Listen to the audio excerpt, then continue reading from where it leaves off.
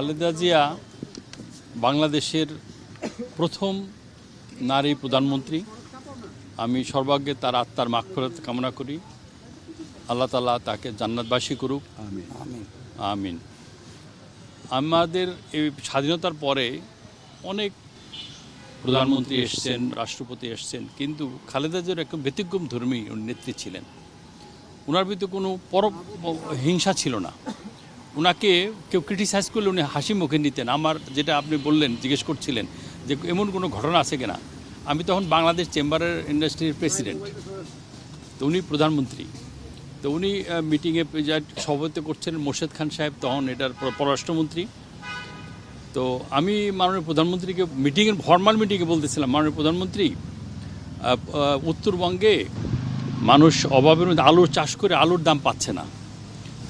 তার আপনার ওই এলাকায় একটা মানুষ, একটা মহিলা আমি দেখলাম 2 টুকরা কাপড় পরে, তার একটা কাপড় কেনা সহজে। তার আপনার জনপ্রিয়তা কিন্তু কমে যাচ্ছে। উনি কিন্তু হেসে দিলেন। উনি হেসে দিয়ে বললেন যে আমার জনপ্রিয়তা কমছে কি বাড়ছে নির্বাচনে আসলে বুঝবেন। তো এই যে কোনো সিটিং প্রধানমন্ত্রীকে এইরকম কথা বলা আর তার উত্তর এইরকম দেওয়া, এটা আমি আর কারোর ভিতরে দেখিনি। তো সবসময় আমরা যে কোনো ব্যাপারে, আমরা শিল্প কারখানার ব্যাপারে গিয়েছি, গ্যাসের ব্যাপারে গিয়েছি, উনি কিন্তু সাথে সাথে উনি ডিসিশন দিয়ে দিয়েছেন। এটা ছিল ওনার একটা বিরাট গুণ। এবং আমরা কখনো ওনার কাছে অ্যাপয়েন্টমেন্ট পাইনি এরকম নাই। বিভিন্ন হরতাল, উনি যখন বিরোধী ছিলেন, যখনই গেছি ওনার সাথে উনি আমাদেরকে ওই পরামর্শই দিতেন।